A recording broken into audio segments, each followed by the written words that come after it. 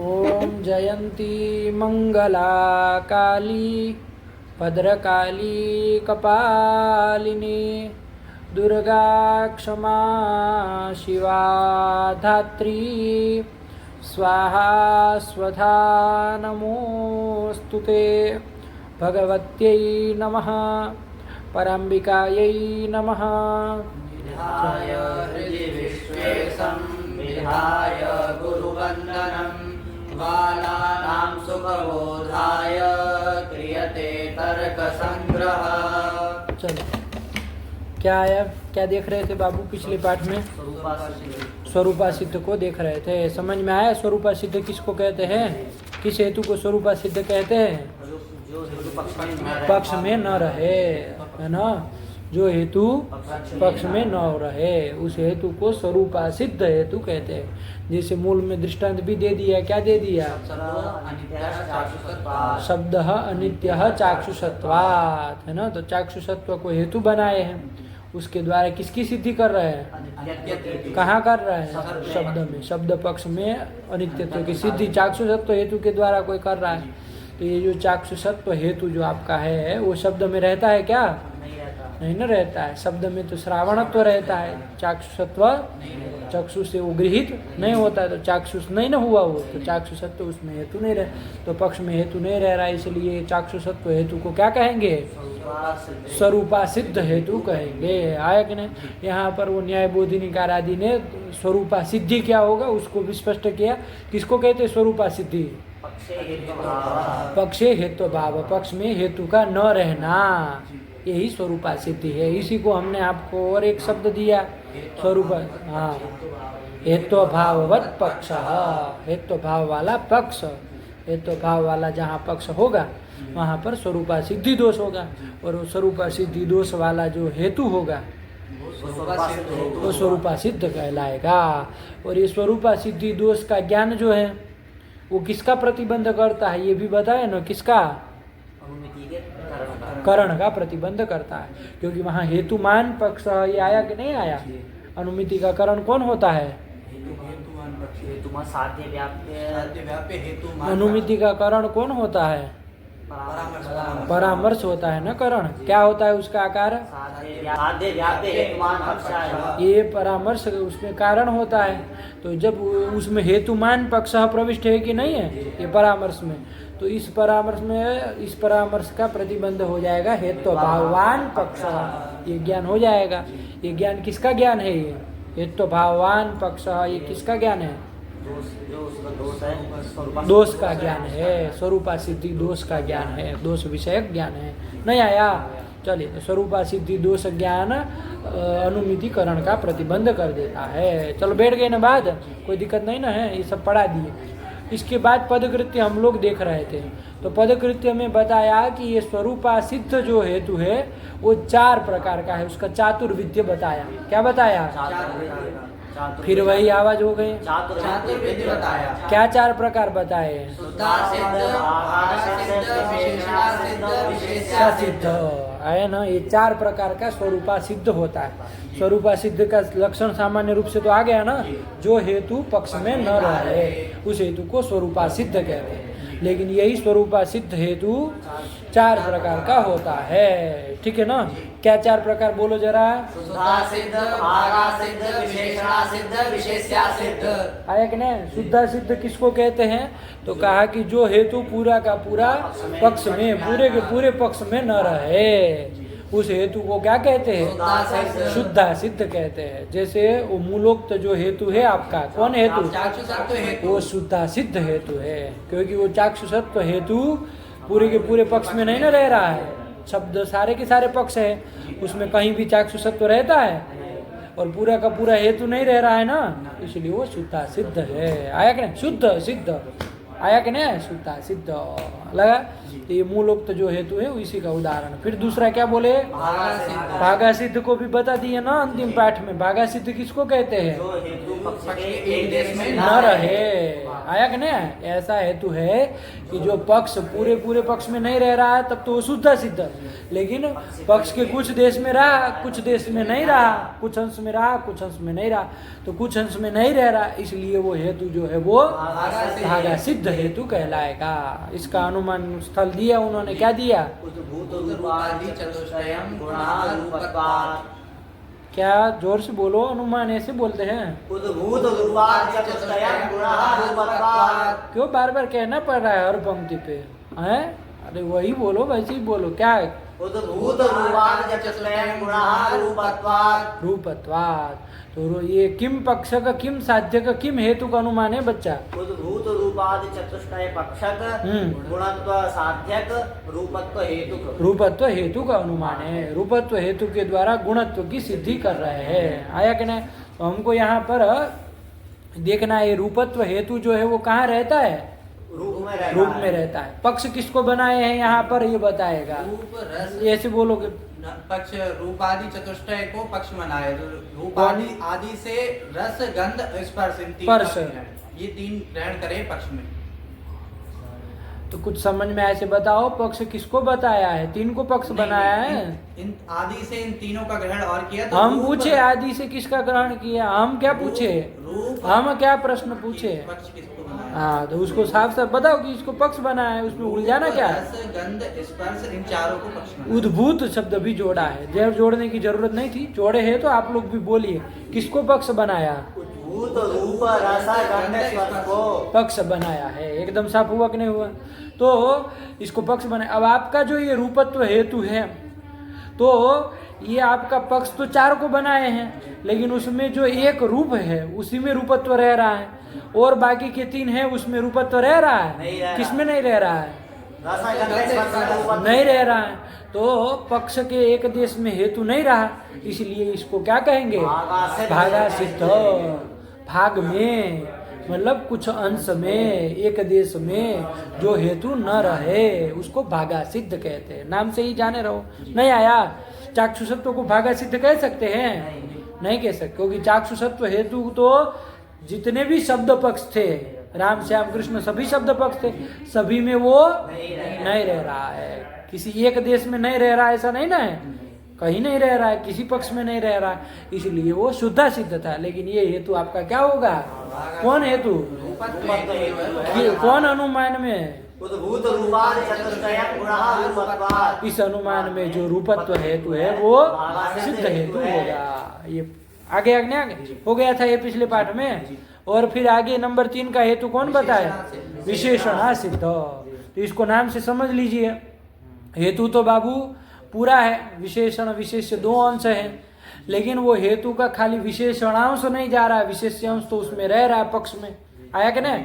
विशेषण अंश नहीं रह रहा तो पूरा हेतु नहीं ना रहा, इसलिए वो विशेषणा सिद्ध कहलाएगा। देखो बाबू, इसको समझने से पहले एक बात आप अलग से समझ लीजिए, लगे हाथ। विशिष्टा भाव जो होता है ना बाबू, वो 3 तरह से होता है।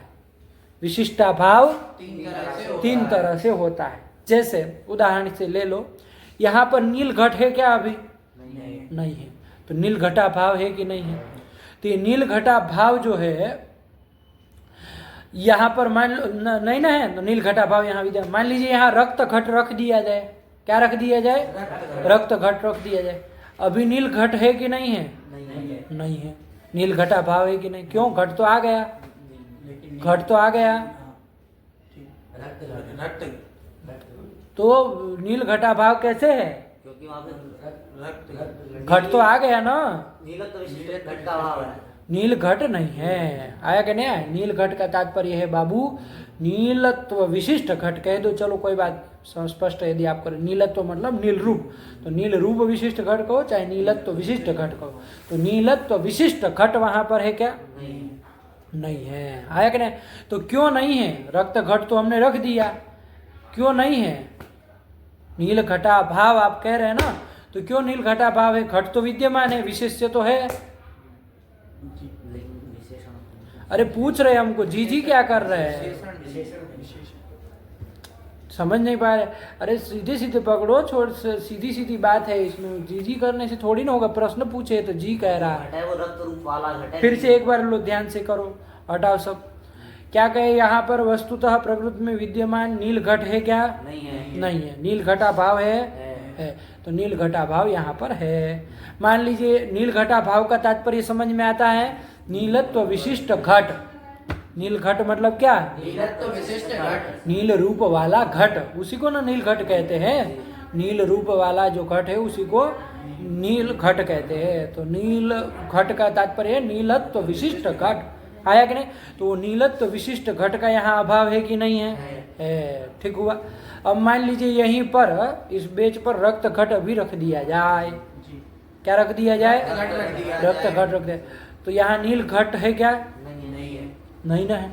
घट है लेकिन नीलत्व विशिष्ट घट नहीं है। तो विशिष्ट का अभाव हो गया कि नहीं हो गया? ये विशिष्ट का अभाव यहाँ पर हुआ बाबू, लेकिन किसके कारण हुआ? नीलत्व के न होने के कारण, मतलब विशेषणाभाव के कारण विशिष्ट का अभाव हुआ। यहाँ विशिष्ट का, नीलत्व विशिष्ट घट का रक्त घट यहाँ रख देने के बावजूद यहाँ पर नीलत्व विशिष्ट घट का अभाव है कि नहीं है?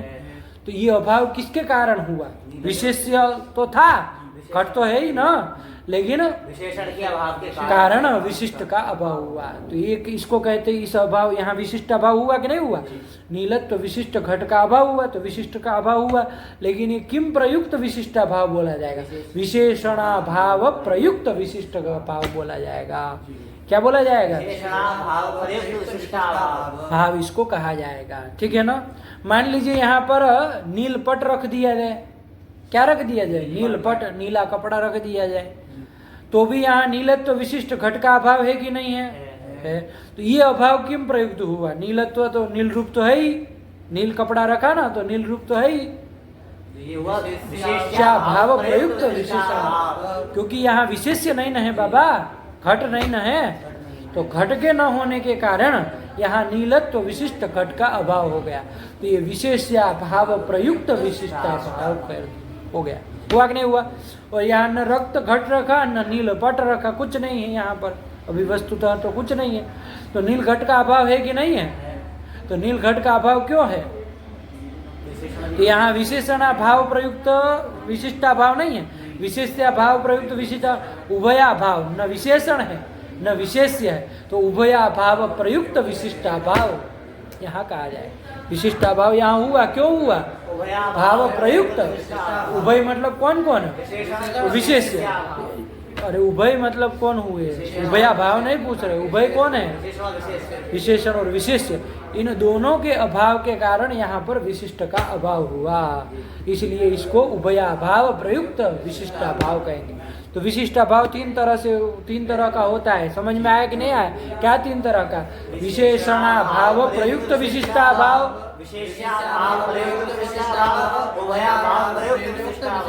आया कि नहीं? विशेषणाभाव प्रयुक्त विशिष्टाभाव किसको कहते हैं? यदि समझाना हो तो समझा पाओगे।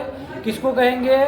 जहाँ पर विशेषण तो रह गया और विशेष्य तो रह गया, लेकिन विशेषण न होने के कारण विशिष्ट नहीं रहा। आया कि नहीं? विशेष्य तो था लेकिन विशेषण नहीं था, इसलिए अब विशेषण भी नहीं रहा तो विशिष्ट तो नहीं न रह पाएगा। यदि दोनों रहेंगे तब न विशिष्ट रहा कहा जाएगा। तो यहाँ विशिष्ट अभाव क्यों हुआ? विशेष्य तो था लेकिन विशेषण नहीं था, इसलिए विशिष्ट का अभाव हो गया। विशेष्य अभाव में क्या होता है? विशेषण तो रहे लेकिन विशेष्य न रहे, तो वहां पर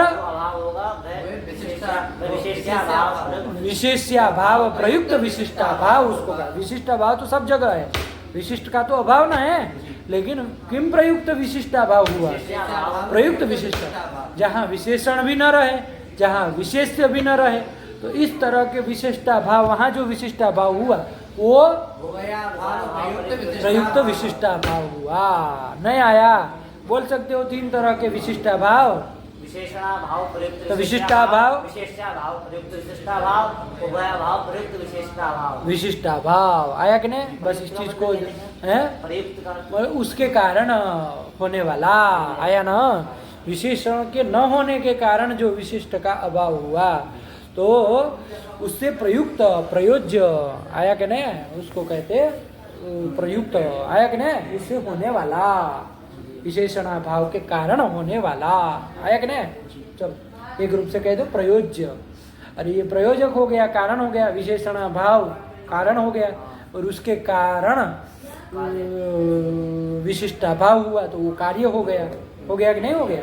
तो वही प्रयुज्य कह दी, प्रयोज्य कह दीजिए, प्रयुक्त कह दीजिए, नहीं आया, उसके कारण उसके निमित्त होने वाला, उसके कारण होने वाला। चलो नहीं आया।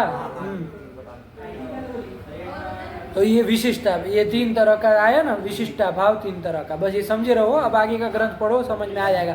तो हम यहाँ स्वरूपा सिद्ध को देख रहे थे, हम तो क्या देख रहे थे, हमको वो देखना नहीं, वो अलग से समझ के रखना। विशिष्टा भाव 3 प्रकार से होता है।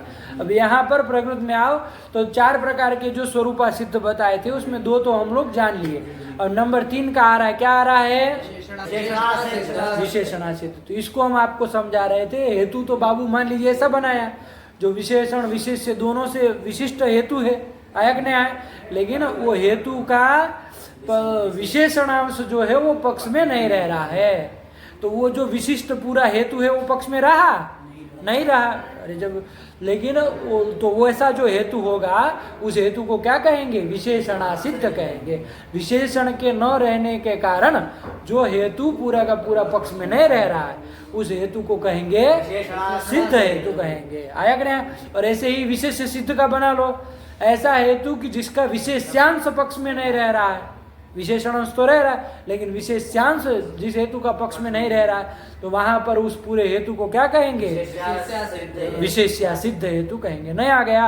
अब दोनों के उदाहरण देखेंगे, उसको समझ लो। चलो क्या कहे, तृतीयो यथा, सीधे दृष्टांति दे रहे हैं, परिभाषा अपने से समझ के रखो नाम से ही। चलो यथा वायु प्रत्यक्षः रूपवत्वे सति स्पर्शवत्वात्, वायु प्रत्यक्षः रूपवत्वे सति स्पर्शवत्वात्, ये बनाया। इसमें जरा पक्ष साध्य हेतु तीनों चीज बताओ तो समझ में आए। वायु पक्ष है, प्रत्यक्षत्व क्या साध्य है, प्रत्यक्षत्व साध्य है, और रूपवत्वे सति स्पर्शवत्व ये हेतु है। रूपवत्वे सति स्पर्शवत्व ये हेतु है। तो रूपवत्वे सति स्पर्शवत्व ये पूरा का पूरा हेतु है, आया कि नहीं आया। रूप क्या हेतु है, रूपवत्वे सति स्पर्शवत्व, स्पर्शवत्वम, आया कि नहीं। पक्ष किसको बनाए हैं, वायु। तो वायु को पक्ष बनाकर उसमें प्रत्यक्षत्व की सिद्धि कर रहा है कि वायु जो है वो प्रत्यक्ष है। क्यों, तो रूपवत्वे सति स्पर्शवत्वात्, है ना। तो रूपवत्वे सति स्पर्शवत्व ये पूरा हेतु है। इसमें जरा बता सकता है कोई लड़का कि इसमें विशेषणांश क्या होगा, विशेष्यांश क्या होगा, जरा बताओ तो। स्पर्शवत्व ये विशेष्यांश है और रूपवत्व ये विशेषणांश है। विशेषणांश है, स्पर्शवत्व विशेषणांश है, रूपवत्व ये विशेषणांश और स्पर्शवत्व ये विशेषांश। ध्यान से बोलो, एक ही चीज में अंतर करना है हमको, उसमें तुम घोच पोच करोगे। रूपवत्व ये विशेषणांश और स्पर्शवत्व ये विशेषांश है। विशेष विशेषण सीधा सीधा बोलो ना, क्या अंश लगा रखे हो। रूपवत्व ये विशेषण है और स्पर्शवत्व ये विशेष्य है। विशेष्य है, आया कि नहीं आया। रूपवत्वे सति स्पर्शवत्वम ये पूरा हेतु, ठीक हुआ। रूपवत्व कहाँ रहेगा बता सकते हो। रूपवत्व मतलब बाबू रूप ही होता है। अरे रूप के बाद मतुप आया, फिर त्व आया, तो वो त्व किसको बताएगा, रूप को ना बताएगा। तो रूपवत्व कहो चाहे एक ही बात है, वैसे ही स्पर्शवत्व कहो चाहे स्पर्श कहो, एक ही ना बात है, नहीं ना कोई अंतर पड़ेगा। किसी भी प्रातिपदिक से मतुप प्रत्यय आए और उसके बाद त्व लगे तो वो उस प्रातिपदिक के अर्थ को ही बताएगा, अतिरिक्त अर्थ को। तो रूपवत्व कहो चाहे स्पर्शवत्व कहो चाहे स्पर्श कहो, आया कि नहीं। तो चलो, तो हमको जरा बताओ तो बाबा, ये रूप कहाँ रहेगा और स्पर्श, ये दोनों गुण है ना। रूप कहाँ कहाँ रहता है, कौन कौन द्रव्यों में रहता है, कोई लड़का बताएगा तर्क संग्रह में, याद है कि नहीं। रूप जो है वो कौन कौन द्रव्य में रहता है और स्पर्श जो गुण है वो कौन कौन द्रव्य में रहता है, बताओ जरा।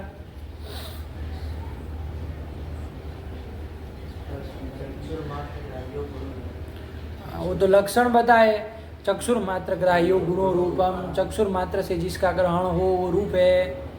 फिर आगे लिखा ना, वही मूल में ही लिखा है, आपको अपने से नहीं सोचना है, वही लिख दिए। अरे गुण है ये, तो गुण है तो द्रव्य में रहेंगे, किस में रहेंगे, द्रव्य, लेकिन कौन द्रव्य में? नवो द्रव्यों में रहेंगे क्या?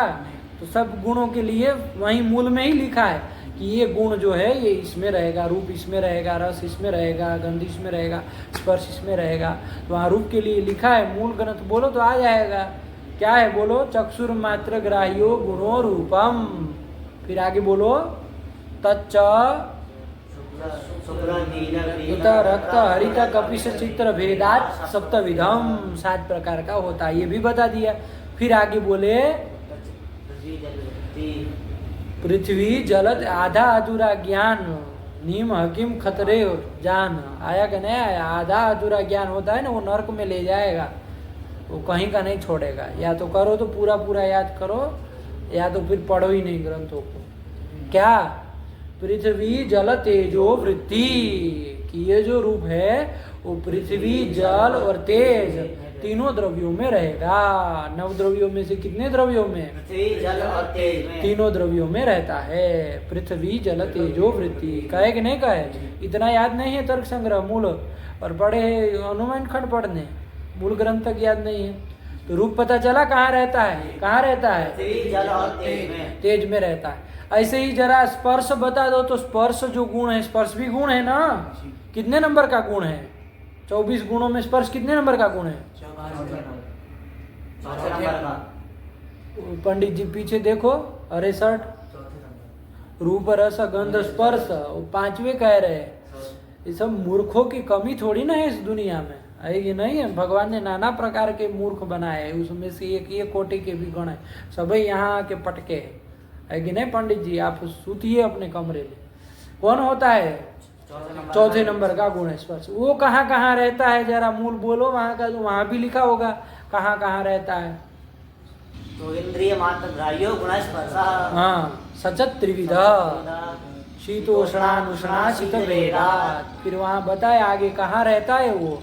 पृथ्वी जल तेजो वायु वृत्ति ही, पृथ्वी आदि चतुष्टय वृत्ति ही। पृथ्वी आदि 4 द्रव्यों में रहता है। कहाँ कहाँ रहता है? पृथ्वी जल तेज वायु, वायु सब में रहता है कि नहीं रहता है? तो 4 जगह रहता है। तो पता चला रूप कहाँ रहता है, स्पर्श कहाँ रहता है, यही सिखाना बाकी रह गया था। कल पूरी तर्क संग्रह मूल याद दिलाओ, याद दो कल सब लोग, ठीक है ना? अगला पाठ तभी होगा जब पूरी तर्क संग्रह मूल याद होगी, ठीक है? चल अब कह दिए तो करना है, वो आगे हो याद हो जाएगी तभी आगे तर्क संग्रह चलेगा। इतना आप लोग मतलब, अरे पूरा मूल तर्क संग्रह कितने पृष्ठों में आएगा? 2-3 पृष्ठों में बहुत से आएगा। और तुम कितने सालों से काशी में पढ़े, मूल तर्क संग्रह तक याद नहीं हुआ? कौन वर्ष में हो? शास्त्री तृतीय में तर्क संग्रह मूल याद नहीं हुआ है? काशी में रह रहे वो शर्म की बात है। अरे 3 पृष्ठों का ग्रंथ याद नहीं होता है तो क्या पता चला रूप कहाँ रहता है, स्पर्श कहाँ रहता है? बताओ जरा अलग अलग विवेक करके। पृथ्वी जल तेज में रूप रहता है, पृथ्वी जल तेज वायु में जो है वो स्पर्श रहता है। स्पर्श रहता है। आया कि नहीं? अब आ जाओ वापिस, हमारा क्या अनुमान प्रयोग किया है? वायु प्रत्यक्षा रूपवत्वे सति स्पर्शवत्वात्। हाँ, तो रूपवत्वे सति स्पर्शवत्वम ये हेतु बनाया है। इसमें बताओ तो जरा कि ये हेतु जो है वो वायु में रहेगा कि नहीं रहेगा? रहेगा पूरा तो ठीक है, नहीं रहेगा तो कौन सा अंश नहीं रह रहा? विशेषणांश नहीं रह रहा कि विशेष्यांश नहीं रहा? ध्यान से। वायु में स्पर्शवत्व तो रहेगा, लेकिन स्पर्शवत्व रहेगा ना? स्पर्शवत्व मतलब स्पर्श गुण ही है वो। स्पर्शवत्व मतलब स्पर्श वायु में रहता है कि नहीं रहता? अभी अभी देखिए पृथ्वी आदि 4 में रहता है, तो वायु में भी रह गया कि नहीं रह गया? रह गया। और रूप जो है वो वायु में नहीं रहता। वो कहाँ कहाँ रहता है? तेज में ही रहता है, तो वायु में नहीं रहा। तो इसमें कौन सा दल नहीं रह रहा? विशेषण दल नहीं रह रहा कि विशेष्य दल नहीं रह रहा? विशेषण दल नहीं रह रहा है। आया कि नहीं आया? विशेषण दल नहीं रह रहा। तो रूपवत्व स्पर्श, रूपवत्व विशिष्ट स्पर्शवत्व ये हेतु पक्ष में रहा क्या? नहीं रहा। तो स्वरूपा सिद्ध तो है ही। आया कि नहीं आया? लेकिन कौन सा स्वरूपा सिद्ध होगा? 4 प्रकार में से कौन सा होगा? सिद्ध होगा। शुद्धा सिद्ध नहीं ना होगा। यदि पूरा हेतु यदि पक्ष में नहीं रहता ना तब तो शुद्धा सिद्ध कहते, चाक्षुषत्व के। लेकिन यहाँ ऐसा नहीं है, यहाँ तो विशेष्यांश तो रह रहा है। कौन विशेष्यांश है? स्पर्शवत्व। स्पर्शवत्व, वो विशेषांश तो उसमें रह रहा है पक्ष में वायु में, लेकिन विशेषणांश है, क्या है विशेषणांश, रूपवत्व। वो नहीं रह रहा है। इसलिए इस हेतु को क्या कहेंगे, सिद्ध कहेंगे। विशेषण न रहने के कारण यहाँ विशिष्ट नहीं न रहा, इसलिए इस पूरे हेतु को, हेतु तो पूरा है, खाली एक एक दल हेतु नहीं, पूरा हेतु है, तो वो पूरा हेतु नहीं न रह पाया। किसके कारण नहीं रह पाया, विशेषण न रहा इसलिए नहीं रह पाया, इसलिए इसको विशेषणासिद्ध हेतु कहेंगे। नहीं आया, वही लिखे पड़ा तृतीयो यथा वायु प्रत्यक्षः रूपवत्वे सति स्पर्शवत्वात् इत्यत्र रूपवत्व विशेषणस्य वायाववृत्ते वायौ अवृत्ते है, वायु में वो नहीं ना वृत्ति हुआ, कौन, रूपवत्व। रूपवत्व जो विशेषण है वो वायु अवृत्ति है, वायु में रहने के कारण तद विशिष्ट स्पर्शवत्व तद विशिष्ट मतलब रूपवत्व विशिष्ट स्पर्शवत्व जो हेतु है वो पक्ष में रहा नहीं रहा, वही कह रहे तद विशिष्ट स्पर्शवत्वस्यापि अवृत्तित्वेन तस्य स्वरूपा सिद्धत्वम। हाँ, ये हेतु स्वरूपा सिद्ध क्यों हुआ, क्योंकि जब विशेषण नहीं रहा तो विशेषण विशिष्ट पूरा जो हेतु है वो भी रह पाया क्या, नहीं ना रह पाया, इसलिए इस हेतु पक्ष में नहीं रहा, इसलिए ये स्वरूपा सिद्ध होगा। स्वरूपा सिद्ध होने के लिए हेतु जब पक्ष में नहीं रहे तभी ना स्वरूपा सिद्ध कहेंगे। तो समझा रहे कि ये पूरा हेतु क्यों नहीं रहा पक्ष में, है ना। क्या कह रहे हैं हम, तुम कहाँ तुम खोए हुए हो, तुम बरेली चले जाते हो बीच बीच में, क्या कहे हम, विशेषणांश पक्ष में नहीं रहा, इसीलिए विशेषणांश से विशिष्ट जो विशेष है, विशेषांश है नहीं, पक्ष में नहीं रहा, तो पूरा हेतु आपका पक्ष में नहीं रहा, इसलिए वो स्वरूपा सिद्ध है। आया कि नहीं, वही कह रहे, ध्यान से पंक्ति लगाओ। वायु प्रत्यक्षा रूपवत्वे सति स्पर्शवत्वात् इत्यत्र रूपवत्व विशेषणस्य वायु अवृत्ते, रूपवत्व जो विशेषण है वो वायु में नहीं रह रहा है, इससे तद विशिष्ट स्पर्शवत्व, तद विशिष्ट मतलब रूपवत्व विशिष्ट जो स्पर्शवत्व है वो भी, ये पूरा हेतु जो है विशिष्ट हेतु वो रहा पक्ष में नहीं रहा, तो पक्ष में जब नहीं रहा इसलिए ये स्वरूपा सिद्ध हो जाएगा। तद विशिष्ट स्पर्शवत्वस्य तद विशिष्ट स्पर्शवत्वस्यापि अवृत्तित्वेन तस्य स्वरूपा सिद्धत्वं निर्वहति, इसलिए स्वरूपा सिद्ध हो जाएगा। चलो, और स्वरूपा सिद्ध में कौन सा हो जाएगा, सिद्ध हो जाएगा। उसके चार भेद बताए, उसमें विशेषणा सिद्ध आया ना, क्योंकि विशेषणांश नहीं रह रहा है ना, इसलिए विशेषणा सिद्ध। चलो, विशेषणाभावे विशिष्टस्याप्यभावात्, विशेषण जब नहीं रहता है तो विशिष्ट भी नहीं रहता है। आया कि नहीं, ऐसा होता है क्या कि विशेषण नहीं रहा लेकिन विशिष्ट तो रह गया, ऐसा नहीं। विशेषण विशिष्ट कब रहेगा, जब विशेषणांश भी रहे विशेषांश भी, दोनों अंश रहे। जैसे यहाँ नील घट रहे तभी ना नील घट विशिष्ट, नीलत्व विशिष्ट घट यहाँ है ऐसा कहा जाएगा। यदि एक भी न रहे, मान लीजिए नीलत्व न रहे, चाहे घट न रहे, कुछ भी नहीं रहेगा तो विशिष्ट वहां पर नहीं माना जाता है। वही कह रहे कि विशेषणाभावे विशिष्ट, विशेषण के न रहने पर विशिष्ट भी नहीं रहता है। आया कि नहीं। चलो, हाँ, तुरीयो यथा, तुरीयो यथा। अब चौथा आया, चौथा कौन भेद बताए थे, तुरीय मतलब चतुर्थ सिद्ध। तो विशेष्या सिद्ध किसको कहेंगे कि जिस हेतु का विशेष्य दल न रहने के कारण पूरा हेतु न रहे तो उस हेतु को, विशिष्ट हेतु को क्या कहेंगे, विशेष्या सिद्ध, क्योंकि विशेष्य न रहने के कारण वो नहीं रहा, इसलिए विशेष्या सिद्ध कहेंगे। उसका अनुमान प्रयोग बना सकते हो, अरे इसी में जो हेतु बनाए थे ना उसको उलट दो, विशेषण था उसको विशेष्य बना लो, विशेष्य था उसको विशेषण बना लो। तो अनुमान स्थल कुछ बोलोगे, ये कर लो, क्या करना है, अरे ये तुम्हें विशेषण विशेष्य का वैपरीत्य कर लो।